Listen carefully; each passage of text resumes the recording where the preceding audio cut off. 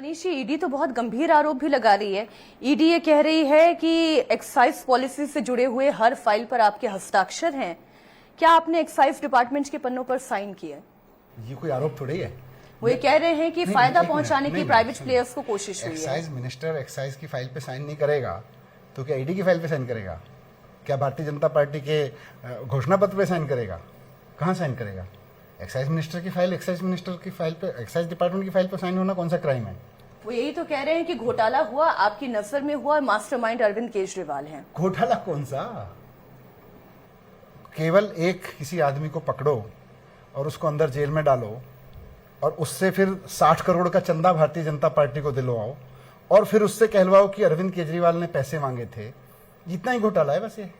60 करोड़ रुपए लिए उसी आदमी से भारतीय जनता पार्टी ने पहले उसको जेल में डाला, उसके बाद एक शराब व्यापारी को, उसके बाद उससे 60 करोड़ रुपए का चंदा लिया इलेक्ट्रोल बॉन्ड में भारतीय जनता पार्टी ने अपने अकाउंट में, और उसके बाद में फिर बोले अच्छा अभी तुमको बेल दिलवा देंगे, बस अरविंद केजरीवाल के खिलाफ बयान दे दो। अब वो बेचारा 10 बयान पहले दे चुका था, बोला जी मेरा तो कोई लेना ही देना नहीं है। बोले तुमको जेल से नहीं निकलने देंगे। बोला जी हाँ जी, अरविंद केजरीवाल ने मेरे से पैसे मांगे थे, दैट्स इट। और इससे सटीक उदाहरण क्या होगा कि कोर्ट ने ही पूछा कि भाई आपके तो पास बयान ही तो है, और वो भी उस आदमी का बयान है जिसको तुमने पहले 6 महीने अरेस्ट रखा, 6 महीने वो कुछ और कहता रहा, फिर उससे तुमने मतलब बीच में इन्होंने भारतीय जनता पार्टी को चंदा भी उससे दिलवा दिया 60 करोड़ रुपए। और जब 60 करोड़ रुपए भारतीय जनता पार्टी को चंदा मिल गया तो उसके बाद में फिर उसको बोला भाई अब केजरीवाल के खिलाफ बयान भी दे दो, फिर तुमको छोड़ देंगे। उसने केजरीवाल के खिलाफ एक छोटा सा बयान दे दिया, उसको छोड़ दिया 6-8 महीने जेल में रखने के बाद में। तो ये घोटाला इसी स्तर का है, ये सारी कहानी इसी स्तर पे बुनी गई है। तो इसके सारे जवाब हम कोर्ट में देंगे क्योंकि मामला कोर्ट में है। जनता पूछ रही है कि दिल्ली सरकार कौन चलाएगा, क्योंकि सीएम तो जेल में है। देखो, जब सीएम जेल में थे तब भी दिल्ली सरकार बहुत शानदार चली।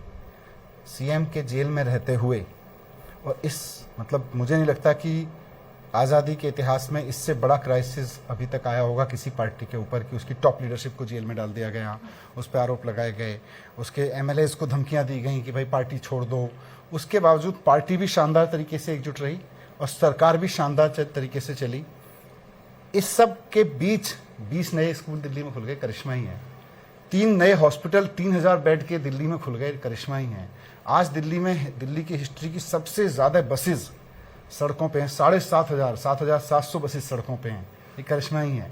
मोहल्ला क्लिनिक, पिछले 1 साल में 2 करोड़ लोगों ने मोहल्ला क्लिनिक में इलाज कराया है, करिश्मा ही है। तो ये सरकार तो चल रही है, सरकार शानदार चल रही है और सरकार चलेगी आगे भी। और अब तो अरविंद केजरीवाल जी बाहर आने ही वाले हैं, तो अभी तो क्वेश्चन ही खत्म होने वाला है। देखिए, आपने जो तमाम बातें कही, उसके अलावा और क्या कुछ घटा है? आपके पार्टी के नेताओं ने, आपके परिवार ने भी बताया होगा। दिल्ली में पानी का क्राइसिस भी बहुत जबरदस्त हुआ और यही दिल्ली पानी से लबालब भी भर गई। ये भी तब हुआ जब आप जेल के अंदर थे।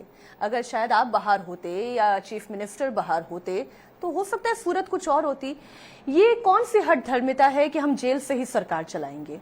ये कौन सी हठधर्मिता है कि विपक्ष के लोगों को हम ईडी घर भेज के उनको हम जेल में डलवाएंगे, चाहे उनके खिलाफ कोई सबूत हो या ना हो, चाहे उन्होंने कोई घोटाला किया हो ना किया हो।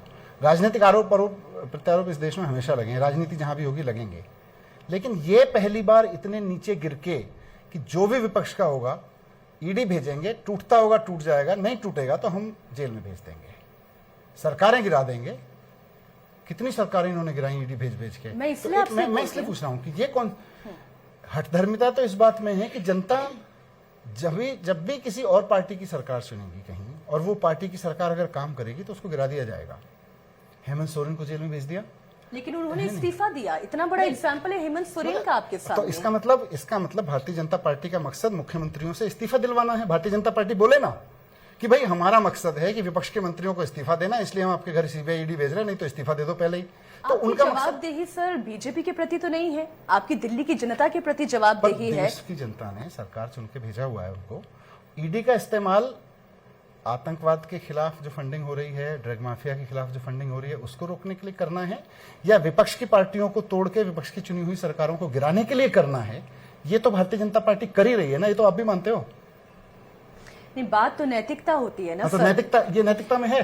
बीजेपी क्या कर चुनी हुई रही है, ये चुनी हुई सवाल सरकार। मैं आम आदमी पार्टी के सीनियर लीडर से तो नहीं पर पूछूंगी। मैं तो जवाब दूंगा जब बीजेपी मेरे ऊपर कुछ करेगी। बिल्कुल, तो ये जवाब तो आप नहीं दूंगा दीजिए ना सर। आपको। लेकिन नैतिकता का तकाजा हमेशा से आम आदमी पार्टी ने हाई मॉरल ग्राउंड लिए हैं।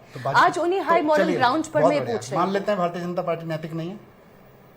फिर मैं आम आदमी पार्टी से बात कर आम रही आदमी हूँ। पार्टी से अपेक्षा है नैतिक होने की, बीजेपी से अपेक्षा नहीं है नैतिक होने की। देखिए, इस सवाल का जवाब आप बीजेपी से लीजिएगा।